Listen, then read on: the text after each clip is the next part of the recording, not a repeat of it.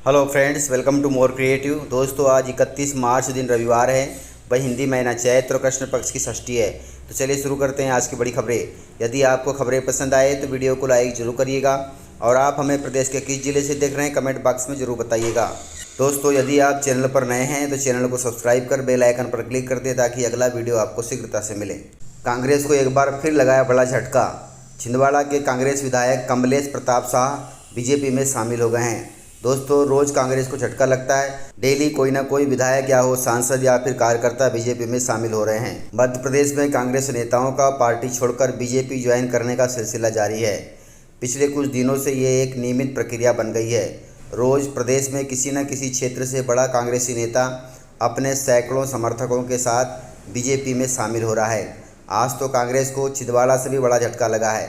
पिछले लोकसभा चुनाव में कांग्रेस को एकमात्र सीट छिंदवाड़ा के अमरवाड़ा विधानसभा से कांग्रेस विधायक कमलेश प्रताप शाह ने मुख्यमंत्री निवास पहुंचकर भाजपा की सदस्यता ग्रहण कर ली है। मुख्यमंत्री डॉक्टर मोहन यादव के निवास पर आज एक अलग ही माहौल दिखाई दिया, जब मुख्यमंत्री कमलनाथ के गढ़ से कहे जाने वाले छिंदवाड़ा जिले की अमरवाड़ा विधानसभा से तीसरी बार चुनाव जीतकर इतिहास रचने वाले कांग्रेस विधायक कमलेश प्रताप शाह बीजेपी में शामिल हुए। इस पर मुख्यमंत्री ने मीडिया से कहा कि मैंने कहा था कि छिंदवाड़ा किसी का गढ़ नहीं है, वहाँ सब गड़बड़ है। कमलनाथ के व्यवहार के कारण, उनके आचरण के कारण वहाँ सब गड़बड़ है। ये उसका उदाहरण है कि जिनकी 3 पीढ़ियाँ कांग्रेस में रही, दादाजी, पिताजी, स्वयं खुद, वे भी अब बीजेपी में शामिल हो गए हैं। इस प्रकार कांग्रेस को फिर जबरदस्त झटका लगा है।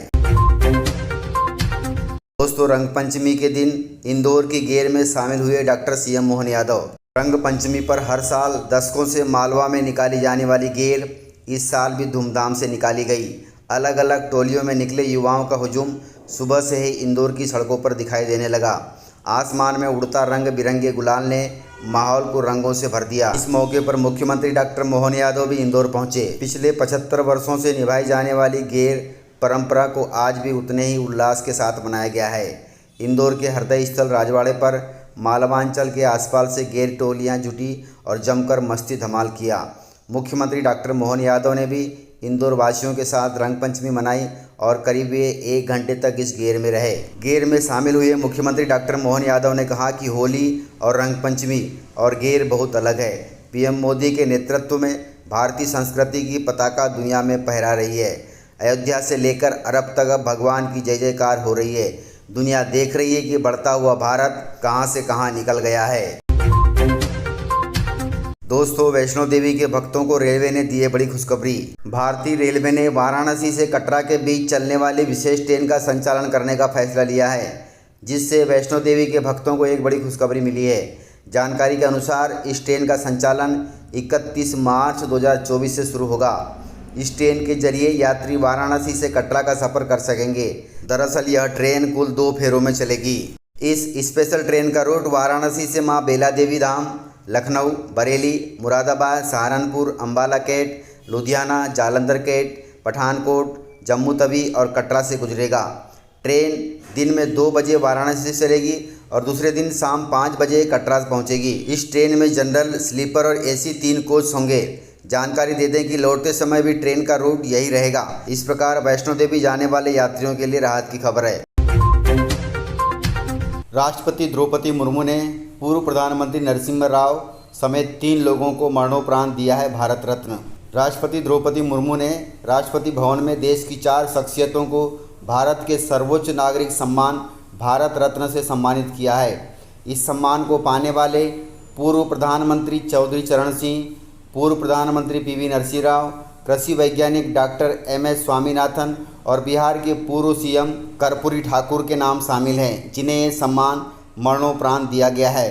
वहीं बीजेपी के वरिष्ठ नेता लाल कृष्ण आडवाणी को भारत रत्न का सम्मान 31 मार्च 2024 को मिलेगा, अर्थात आज मिलेगा। लाल कृष्ण आडवाणी जी को छोड़ दिया जाए तो बाकी के 4 लोगों को यह सम्मान मरणोपरांत मिला है। इन सभी लोगों का यह अवार्ड उन्हें उनके परिजनों को दिया गया।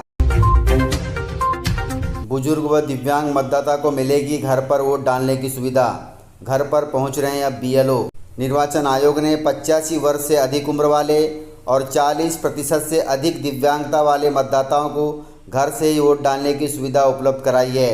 इसके लिए BLO अर्थात बूथ लेवल ऑफिसर ऐसे मतदाताओं को चिन्हित कर उनके घर घर पहुंचकर उन्हें निर्धारित फॉर्म भरवा रहे हैं। साथ ही जो बुजुर्ग व दिव्यांग अपने घर पर ही वोट डालना चाहते हैं उनकी सहमति भी ले रहे हैं। इसके लिए फार्म डी प्रदान किया जा रहा है और उन्हें वह फॉर्म भराकर पावती भी दी जा रही है। इस प्रकार इस बार लोकसभा चुनाव में यह सुविधा बहुत अच्छी है, जिसके तहत बुजुर्गों तथा दिव्यांग को घर पर वोट डालने की सुविधा मिल रही है।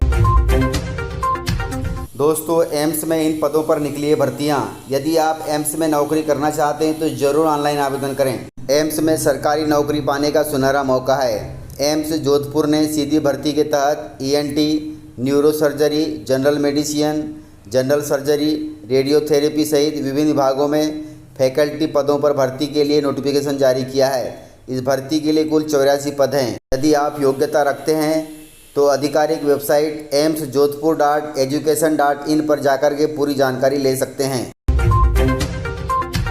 दोस्तों, कॉल फॉरवर्डिंग सर्विस को लेकर सरकार ने जारी किया है बड़ा आदेश। आपके फ़ोन में 15 अप्रैल से बंद हो जाएगी ये सेवा। जल्द ही आपके फ़ोन में कॉल फॉरवर्डिंग सर्विस बंद होने वाली है। सरकार ने इसे लेकर आदेश भी दे दिया है।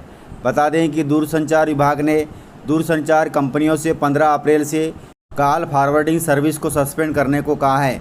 साथ ही यह भी कहा है कि वैकल्पिक तरीके से इन्हें एक्टिव किया जाएगा। सरकार ने यह फैसला बढ़ते साइबर क्राइम को लेकर लिया है। सरकार का मानना है कि इस सेवा का इस्तेमाल गलत कामों में किया जा रहा है। इस सर्विस के माध्यम से लोगों से धोखाधड़ी के कई मामले सामने आ चुके हैं। इसलिए सरकार ने इस सर्विस को 15 अप्रैल से अगले आदेश तक बंद करने को कहा है। दोस्तों, फिल्म कलाकार गोविंदा जी ने शिंदे की शिवसेना पार्टी का थामा है दामन। मुंबई की इस लोकसभा सीट से चुनाव लड़ने की भी चर्चा है। लोकसभा चुनाव 2024 की तारीखों के ऐलान के बाद सियासी पार्टियां जोरों शोरों से चुनावी तैयारी में जुट गई है। वहीं देश के अलग अलग हिस्सों में नेताओं के पाला बदलने का भी काम तेजी से चल रहा है। इसी बीच महाराष्ट्र राज्य में एक बड़ी खबर सामने आई है, जहां एक्टर गोविंदा ने शिवसेना अर्थात शिंदे गुट का दामन थाम लिया है। इस दौरान सीएम शिंदे ने गोविंदा को अपनी पार्टी की सदस्यता दिलाई। वहीं कयास भी लगाए जा रहे हैं कि गोविंदा पश्चिमी मुंबई लोकसभा सीट से चुनावी मैदान में उतर सकते हैं। दोस्तों, किसानों के लिए बड़ी खबर है। मुरैना में बारिश के साथ फिर गिरे हैं ओले। इसके अलावा टीकमगढ़, छतरपुर, दतिया समेत भिंड जिले में भी पानी गिरा है। शुक्रवार को चंबल और बुंदेलखंड के जिलों में चिलचिलाती धूप के बीच मौसम अचानक से बदल गया। पहले धूल भरी आंधी चली, इसके बाद कईयों गांवों में तेज हवा के साथ बारिश और ओलावृष्टि हुई। मुरैना सहित 3 जिलों में मौसम की मार ने एक बार फिर किसानों की मेहनत बर्बाद कर दी। खेतों में पककर कटने को तैयार खड़ी फसल चादर की तरह बिछ गई।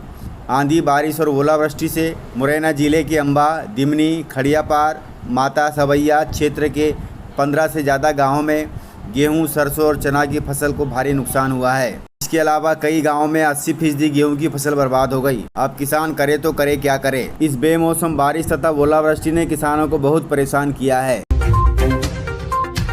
चुनाव आयोग ने बड़ा फरमान जारी किया है। यदि आपने चुनाव में वोट नहीं दिए तो आपके बैंक अकाउंट से पैसे कट जाएंगे और यह पैसे भी 350 रुपये कटेंगे। यदि आपके बैंक अकाउंट में पैसे नहीं है तो आपके मोबाइल रिचार्ज से कटेगा पैसा।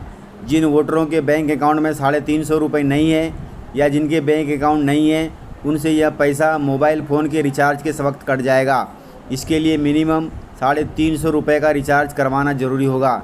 350 रुपये से कम रकम से यदि आप फ़ोन रिचार्ज कराना चाहते हैं तो आपका फ़ोन रिचार्ज ही नहीं होगा। इस प्रकार से चुनाव आयोग ने पूरी व्यवस्था बना ली है, इसलिए वोट डालना बहुत ज़रूरी है, नहीं तो आपको नुकसान हो जाएगा। इस प्रकार से जानकारियाँ थी। तो मिलते हैं सर अगले वीडियो में, तब तक के लिए जय हिंद, वंदे मातरम, टेक केयर।